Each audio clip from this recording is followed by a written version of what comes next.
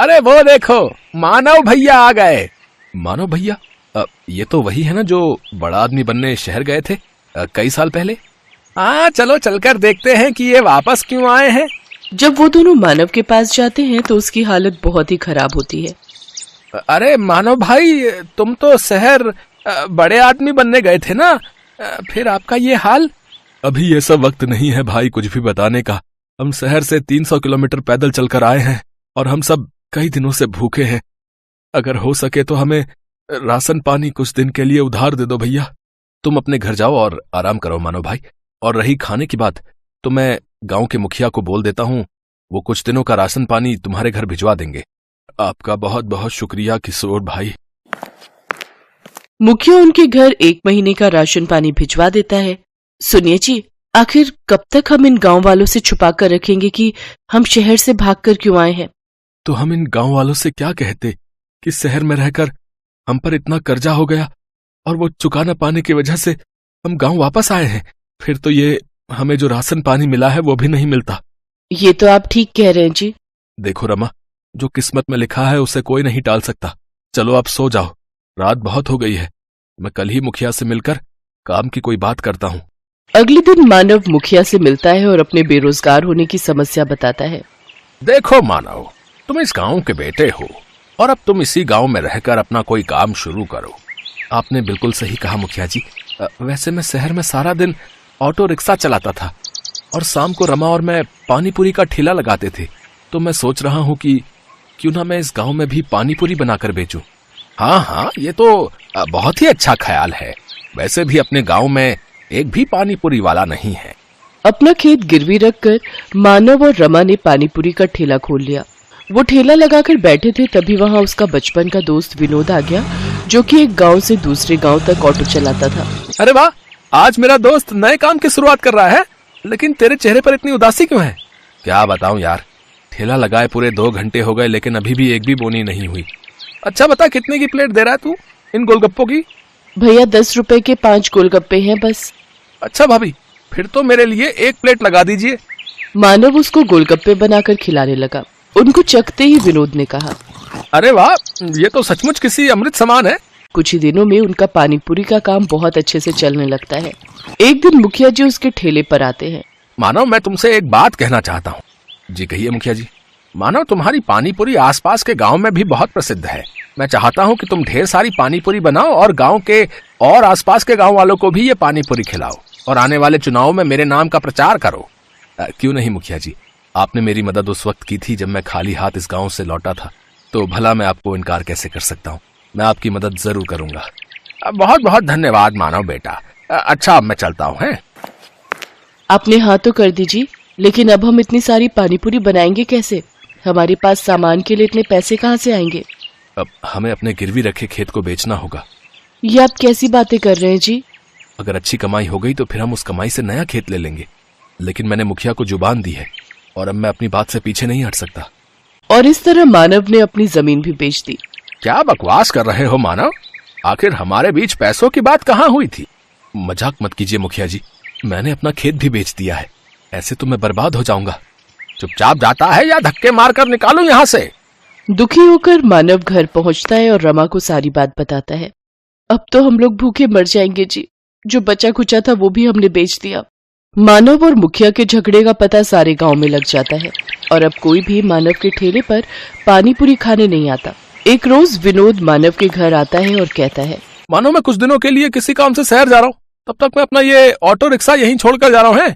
इस गांव में इकलौते तुम ही हो जो ऑटो चलाना जानते हो। जब तक मैं वापस नहीं आ जाता तुम इसे अपने ही पास रखो। अगर तुम्हें कोई परेशानी ना हो तो क्या मैं कुछ दिनों के लिए तुम्हारे इस ऑटो का इस्तेमाल कर सकता हूँ भैया? हाँ, क्यों नहीं। अरे ये भी कोई पूछने की बात है? इतना कहकर विनोद वहां से चला जाता है। सुनिए जी, मुखिया जी ने जो ढेर सारी पानीपुरी बनवाई थी, क्यों ना हम उन पानीपुरियों को ऑटो में ले जाकर आसपास के गांव में बेचें।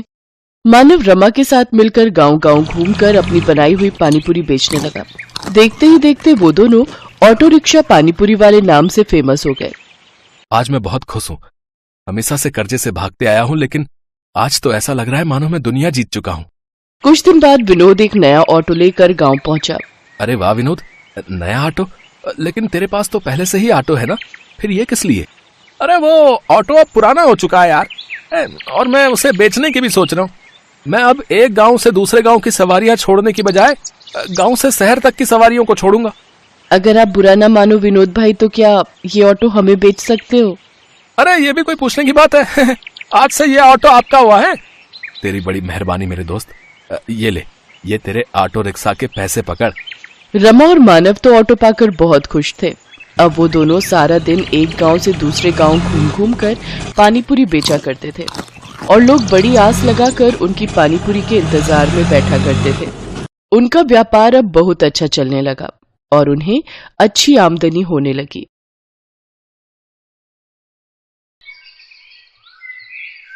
पाव भाजी आ गए रे भाई, बम्बई की मशहूर पाव भाजी अपने गांव आ गए भाई।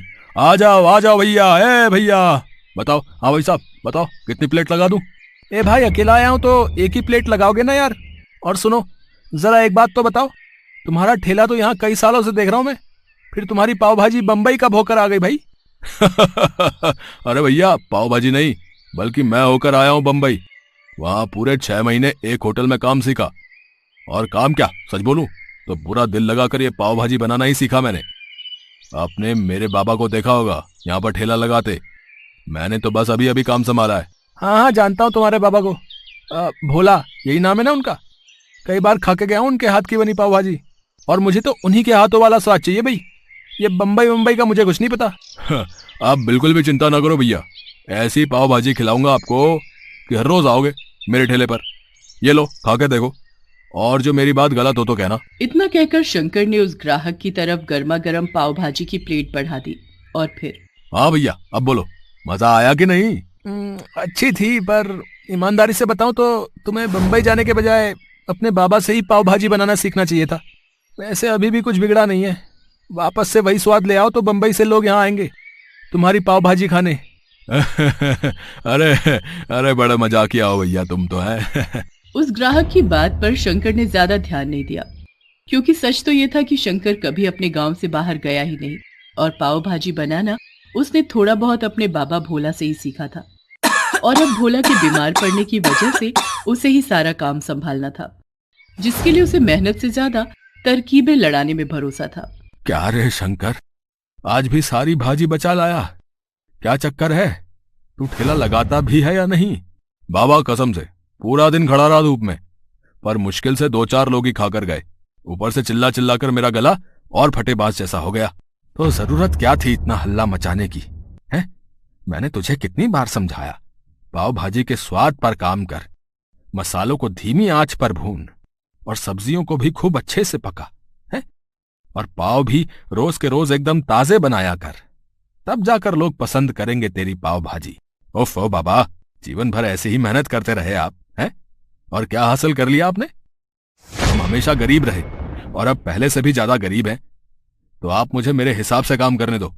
मुझे पता है कि पाव भाजी कैसे बनानी है और फिर कैसे बेचनी है। हाँ, कुछ नहीं जानता है तू, है? मैं देख नहीं रहा हूं क्या? ये भाजी तूने परसों बनाई थी और आज भी पूरा का पूरा बर्तन भरा हुआ है। देख बेटा, ऐसे काम नहीं चलेगा। तू एक बार ठंडे दिमाग से मेरी बात सुन तो सही। मुझे कुछ नहीं सुनना है बाबा, मैंने सोच लिया है, मैं जा रहा हूं शहर। अब वहीं जाके अपनी पाव भाजी बेचूंगा। भले ही कम लोग खाकर जाएं, पर वहां शहर में कम से कम पाव भाजी का दाम तो बढ़िया मिलेगा। भोला ने शंकर को समझाने की बहुत कोशिश की, लेकिन वो तय कर चुका था। उसने भोला को अपने एक रिश्तेदार के भरोसे छोड़ दिया और खुद शहर जाकर अपना पाव भाजी का ठेला लगाने लगा। शुरुआत में शंकर का अंदाजा बिल्कुल सही साबित हुआ। पाव भाजी का दाम बढ़ाने के बावजूद शहर में शंकर की अच्छी कमाई होने लगी और इससे शंकर बहुत खुश था। फिर एक दिन, सुनिए, क्या रेट है आपकी पाव भाजी का? जी ये आपके लिए फ्री है। हैं? ऐसे कैसे? सबको फ्री में बांटते हो क्या? नहीं, सबके लिए फ्री नहीं है, बस आपके लिए ही फ्री है। अच्छा, और मुझ पर इतनी मेहरबानी किस लिए? मेहरबानी जैसी तो कोई बात नहीं है मैडम जी। वो क्या है कि मैं हर रोज आपको यहाँ आते हुए देखता हूँ, और ये भी देखता हूँ कि आप कैसे उन सड़क किनारे बैठे गरीब बच्चों को मुफ्त में खाना खिलाती हैं। तो बस मैंने सोचा क्यों ना मैं भी आपके इस अच्छे काम का भागीदार बन जाऊं। पर आज मैं उन बच्चों के लिए नहीं, बल्कि खुद के लिए पाव भाजी लेना चाहती हूँ। बहुत भूख लगी है, तो अब तो बताओ क्या रेट है पाव भाजी का? कोई बात नहीं मैडम जी, आपको पाव भाजी खिलाकर मुझे सच में बहुत खुशी होगी। आप पैसों की चिंता मत कीजिए, बस खाइए और बताइए कि पाव भाजी बनी कैसी है। उस लड़की का नाम राम्या था, जो देखने में जितनी सुंदर थी उतनी ही दयालु और व्यवहार कुशल भी थी। सच तो यह था कि पहली ही नजर में शंकर को राम्या बहुत पसंद आ गई थी। वो उसकी खूबसूरती का कायल हो चुका था। हालांकि वो खुद कभी राम्या से बात करने की हिम्मत नहीं जुटा पाया, लेकिन उस दिन जब राम्या खुद उसके ठेले पर आई तो शंकर ये मौका जाने कैसे देता। उसने राम्या के लिए पाव भाजी की प्लेट बिल्कुल अलग से तैयार की। स्वाद से लेकर पाव भाजी के रंग रूप तक उसने बहुत ध्यान दिया, साथ ही मक्खन डालने में भी बिल्कुल कंजूसी नहीं की। नतीजा, राम्या को उसकी पाव भाजी बहुत पसंद आई। मजा आ गया, पाव भाजी बहुत ही बढ़िया है सच में। बट देखो, तुम्हें इसके पैसे तो लेने ही होंगे, प्लीज ये पैसे रख लो। नहीं नहीं मैडम जी, पैसे तो मैं आपसे नहीं लूंगा। हाँ, पर एक मदद जरूर चाहिए थी आपसे। हाँ तो बताओ ना। मैडम जी, मैं अपने गांव से अभी अभी शहर आया हूँ काम जमाने, तो आप अगर अपने जानने वालों को मेरी पाव भाजी के बारे में बताएं तो बड़ी मदद हो जाएगी। हाँ हाँ, क्यों नहीं, मैं तुम्हारी मदद कर सकती हूँ। मैं आईटी कंपनी में जॉब करती हूँ और इसके अलावा एक संस्था के लिए भी काम करती हूँ, जो हर रोज कई सारे गरीब और अनाथ बच्चों के लिए खाने का इंतजाम करती है।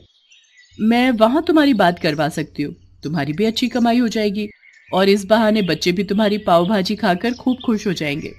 शंकर को और क्या चाहिए था। अच्छी कमाई के साथ साथ उसे राम्या का साथ भी मिल रहा था। राम्या बहुत ही मिलनसार और दरिया दिल थी। वो बिना किसी स्वार्थ के शंकर की मदद कर रही थी, इस बात से अनजान कि शंकर के मन में उसके लिए क्या चल रहा था। क्या बात है, मैंने शहर आकर सच में बहुत ही अच्छा किया। राम्या मैडम की मदद से कितने सारे ऑर्डर मिल गए पाव भाजी के। अब तो सारा दिन धूप में ठेला लेकर खड़े रहने की भी जरूरत नहीं। ऐसे ही चलता रहा तो बहुत जल्द मेरे दिन बदल जाएंगे और फिर मैं मैडम जी से अपने दिल की बात कहूंगा। अब वैसे उनकी बातों से तो ऐसा ही लगता है कि वो भी मुझे पसंद करती हैं। हो सकता है मेरे बोलने से पहले वो ही अपने दिल की बात कह दे, हैं? शंकर इसी गलतफहमी के साथ राम्या से मिलता रहा और खूब पैसे भी कमाता रहा। वो जल्द से जल्द अमीर होना चाहता था ताकि राम्या से शादी की बात कर सके, लेकिन ये इतना आसान भी नहीं था। राम्या खुद अच्छा कमाती थी, इसके अलावा उसका परिवार भी काफी अमीर था। बातों ही बातों में शंकर ये सब जान चुका था, इसीलिए अब वो ज्यादा पैसे कमाने के लिए कुछ भी कर। राम्या सुनो, वो पाव भाजी वाला वेंडर क्या नाम था उसका? हाँ, शंकर, उसे आगे से ऑर्डर मत देना। लेकिन क्यों सर, कोई प्रॉब्लम है क्या? अगर बजट का इशू है तो मैं कुछ। नहीं, प्रॉब्लम उसकी पाव भाजी में है, जिसे खाकर बच्चों को फूड पॉइजनिंग हो रही है। कई बच्चों की तो क्रिटिकल सिचुएशन है। लेकिन सर, ये सब किसी और वजह से भी तो हो सकता है। अब मुझे नहीं लगता कि शंकर की पाव भाजी में कुछ प्रॉब्लम है, क्योंकि सर मैं खुद लगभग हर रोज उसकी पाव भाजी खाती हूँ। मैंने खुद उसके पास से आई पाव भाजी का सैंपल टेस्ट किया है राम्या, और ये बिल्कुल सच है कि उसकी पाव भाजी खाने के लायक तो बिल्कुल नहीं है। राम्या को यह सब जानकर झटका लगा। उसके लिए इस बात पर भरोसा कर पाना मुश्किल था, क्योंकि शंकर राम्या के लिए हमेशा अलग से पाव भाजी बनाता था, जिसमें वो हमेशा ताजी सब्जियां, ताजे पाव और सब कुछ बड़ी सफाई से डालता था। लेकिन उसके अलावा शंकर ने बाकी की पाव भाजी की क्वालिटी हद से ज्यादा गिरा दी थी।